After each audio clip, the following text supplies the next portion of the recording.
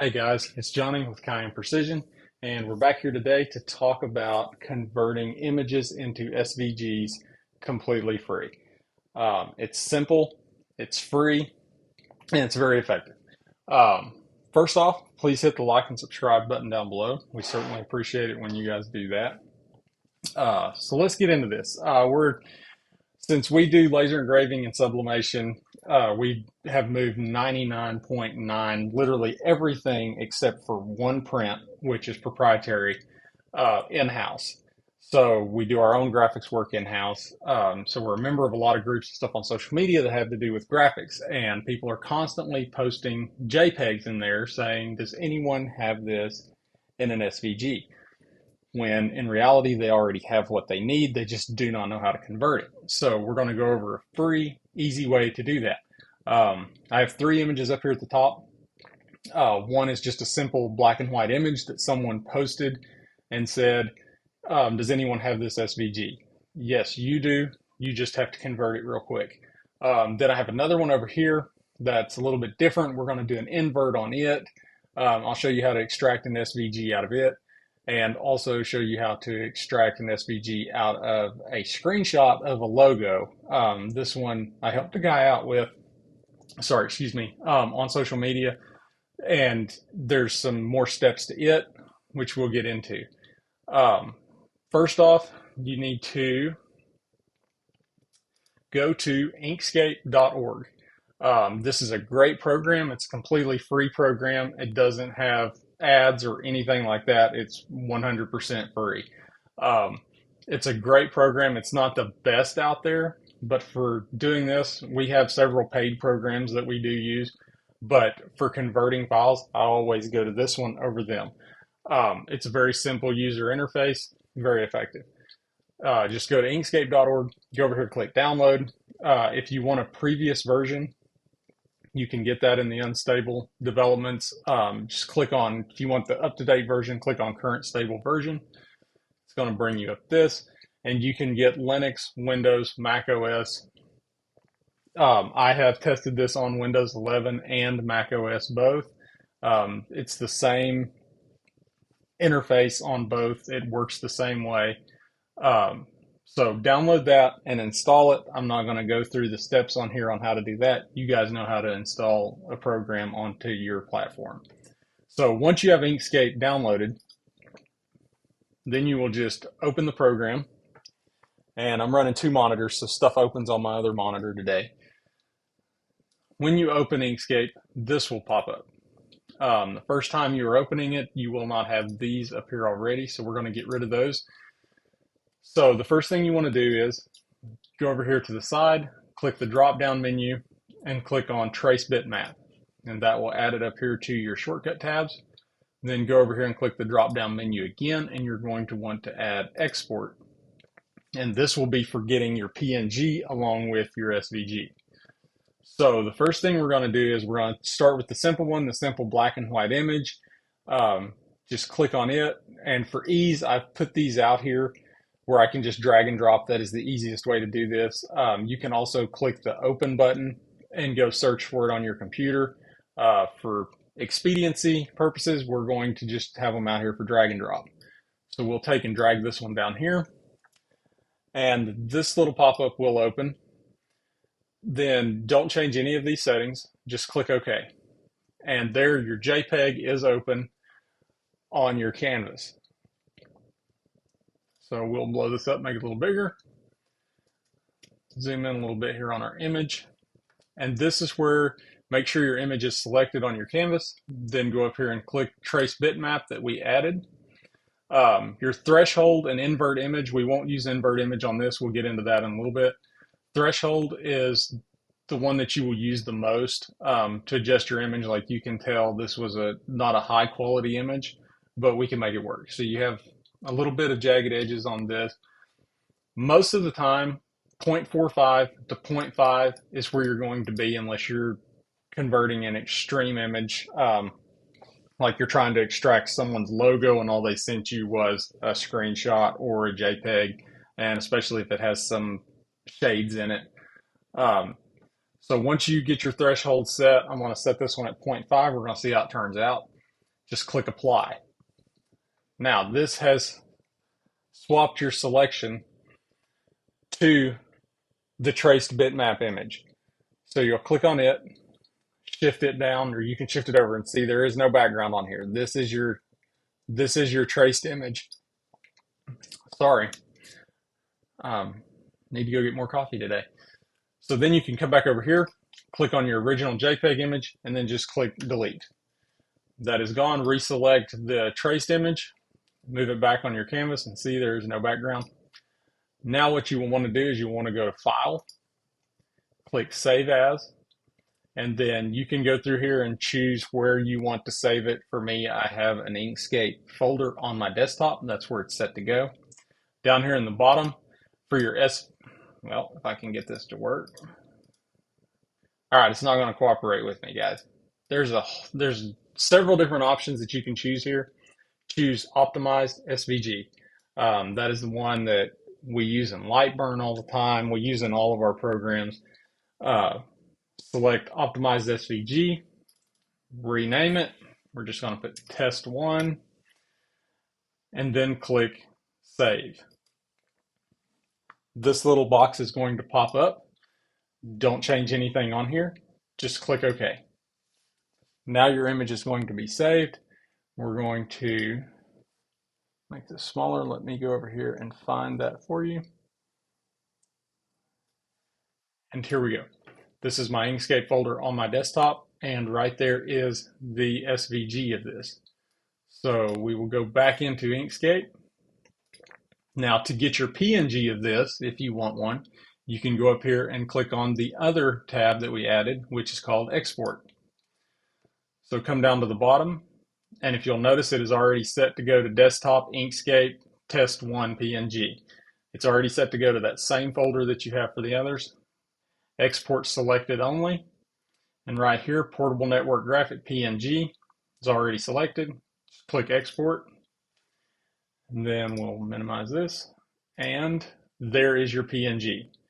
So we'll open this up, and right there is your PNG, background free. Get rid of that. Okay, so there is your SVG and your PNG. Quick, simple, free, right? You can't beat that. So let's go back into Inkscape, and then we will click File, and let's open up a new one. Again, it's opening on the other side of my screen. Actually, we'll just go ahead and get rid of this one. I'm going to close without saving. I already have my SVG and my PNG. I don't need to save anything else. So you come back in here. Now when you open this back up, your trace bitmap and your export tab should still be up here. If not, go over here, click the drop down menu, and add those to it. So the next one, we're going to do this image right here. And again, it's going to open up this. Click OK on that box. And now on this one, it's a black image with some kind of texture on it. I'm not exactly sure what the source file is for this. It's just a random JPEG that I downloaded off Google real quick for this purpose. So say you want to make this into a laser engraving, sublimation, any kind of file like that. You want the SVG, and you'll probably want the PNG. So go up here and click Trace Bitmap again. And now you see that it's going to, this was what your preview will look like. For me, I need the stick figures and the words to be black, no background, so that we can laser engrave this on something. So this is where you're going to want to use invert image. So check the invert image box. As you can see, it'll update your preview over here. Again, I'm going to take this up to about 0.5, and then I'm going to click apply. Notice the selection box now goes to the traced image. Left click, hold down. Okay, I lied to you. It did not select the image like I thought it would. But anyway, it selected the source image on this one. So move the source image off of it, click delete. We no longer need that. Now you have your traced image right there that is ready to save as an SVG, a PNG, and then go on to be lasered, sublimated, whatever you want to do with it. So once again, we're going to go up here, we're going to click File, we're going to go to Save As, and we'll go to test 2. Make sure it's on optimized SVG. It's still not wanting to open for me for some reason. Optimized SVG, test 2, save that. Now, while you're in this box, while everything's still up here, just click export. Sorry, forgot a step. When you click save SVG, this box will pop up. It's popping up on the monitor on my left-hand side. Click OK. Now your SVG is saved and ready to go. Now we can go back up here and click export. Again, go down here and check export selected only, PNG, export that, and we'll go over and check to make sure, and there you go. There is your SVG, and there is your PNG. Background free and ready to go. So we will get rid of that. File. Sorry, still in preview.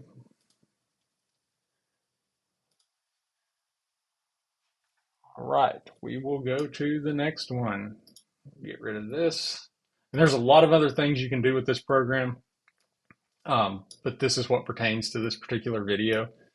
So the next one that we're going to do is a fellow laser engraver posted this image. It's a JPEG, I think screenshot, but maybe not, of a customer's logo that he had. They're wanting some laser work done. And he was asking if someone could turn this into an SVG.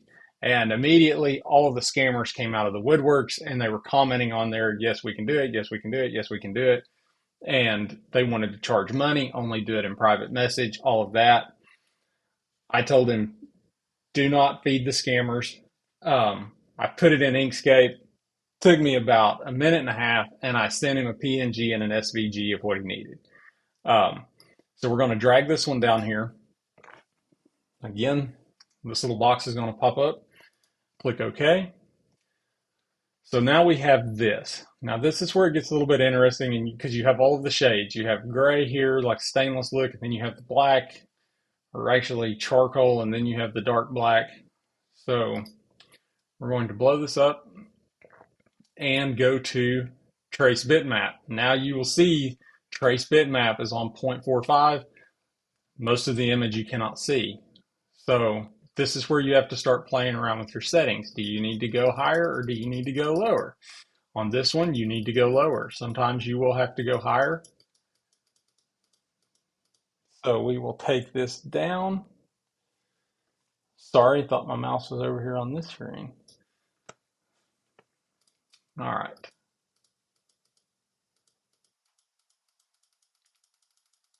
Nope. See, you go to 0, disappears. We're going to want to darken it up as much as we can without getting grainy texture in there. So we're going to take it back down. We're going to try this right here. We're going to click apply. That time it actually selected the image that we were trying to get. So now here is your SVG, but you still have all of this stuff over here, in which we might be able to clean up these lines just a little bit better on there. Right there, I took it down to 0.110. We're going to click apply on that, and then we're going to drag this over, and that's where we needed to be. See, we have the grainy pixels going around it here. We do not on this one. So we're going to click this one. We're going to delete it. We're going to go back to the source image. We're going to delete it. Now we have to deal with all of the extra stuff on here. So select your trace image, move it back there. It's my habit to move it back toward the canvas. Now we need to get rid of all of this stuff right here. So we're going to go over here and go to the eraser tool, which is this button right here on the side. Click on the eraser tool. And then I don't care for the eraser tool here. It doesn't have a lot of control, and you can see that line is jittery, so it's really hard to get precise. You have to zoom way in, especially if you're working right up next to an object. You would want to zoom in as close as you can to really work on that. But here, we're not going to have to do that. We're only trying to take out this right here. and then we'll have some stuff to delete off the bottom. So we get rid of that, and we're going to come down here. We're going to get rid of this black box at the bottom. We're going to go back to our selector tool, and then we're going to select the image, and we want to make sure that this grid square is right on the edges of the image. For example, if you go in here and you undo the erasing, so say you come down here with your eraser and you barely miss a pixel. I mean, you miss 1 pixel. Sometimes you won't even be able to see it. I don't even know if I got it there. I did. I accidentally missed 1 pixel right down here. It is keeping the selection box down here. So when you export this as an SVG, your SVG will actually be this size right here because the program knows that there's something down here, which I don't even know if we can get in. We can. It's right there. And that's all it takes for the program to know that's there. So we're going to back this out again. Sometimes you will be to the point where you're like, I don't see anything. You know that the bounds box is at the very edge of a pixel. So click your eraser tool again and just run it along the bottom of your bounds box, and it should jump up. If it comes up halfway and stops, then you have another missed pixel in there that you will need to run over again until you get, go back to our selector tool, until you get the bounds box completely on the edges of the image. So once you get there, again, we're going to go up here, we're going to click File, Save As, and then we'll go to Test 3. Make sure it's optimized SVG, which this very rarely changes. I've never had this shift once you select it the very first time. I cannot remember. It may just say SVG, or it may have an Inkscape file. I don't remember when you very first installed the program, but after you select optimized SVG and save it the first time, it will stay there unless you change to another format. So we're going to click Save on that. Again, once you click Save, this pop-up will pop up on your screen. Do not change anything, just click OK. Now you have an SVG. Go back up here to the top to the Export tab, click that. Go down, Export Selected Only, Portable Network Graphic, click Export, and if everything went according to plan, there we go. We have the SVG, and we also have the PNG. So you can use both of those. I rarely use the PNG. I nearly always use the SVG. That's what works best, especially on laser and sublimation. The reason I do this is since I've already went to the trouble of working with the graphic in here and getting it to the SVG point, all the editing done, why not just go ahead and save it as a PNG? Then you throw it in a file, you have it if you need it. This right here is a prime example of why you need to be able to do this quick, easy, and for free. You have customers that send you, sometimes they send you PNGs that need a conversion. They'll send you JPEGs, they'll send you screenshots. Unless it is an extremely poor quality image, you can usually convert it and get this without having to go back to them and ask. I've noticed recently a lot of customers for businesses, when they have their logo design work done, they are not getting the source vector file from their designer. They are just getting a JPEG and a PNG. If anyone's watching this that is having a logo made, make sure that your designer sends you the vector files. You need the AI file for your logo. You are paying for the work to be done. It is your logo. You need the vector file. You need the source file. That makes everything easier down the road. But some people don't get that. So they send me a JPEG of their company. They want some laser work done on some hardware or something. They send me a JPEG. We jump in here. Minute, 2 minutes, once you get used to using this, everything's converted over and it's ready to go. So I hope this helps someone out. Don't feed the scammers. If they're wanting to charge you to do this stuff, don't do it. It's so easy and simple to do it for free. Inkscape, you need to download Inkscape, and then everything else is very, very simple. These are the steps you do. We'll probably do another video later on because you can do some more advanced stuff with this and some harder images. These are just the three that I had. I got one that was ready to go, one that needed a little bit of work, and then I knew this one needed more work. So I reached out to the gentleman this morning, made sure we had permission from him, and he got permission from the business owner so that we could demonstrate using their logo. So anyway, that's a wrap for this one. I appreciate you guys watching. Like I said before, please hit the like and subscribe button down below. We certainly appreciate that, and we'll see you guys in the next one.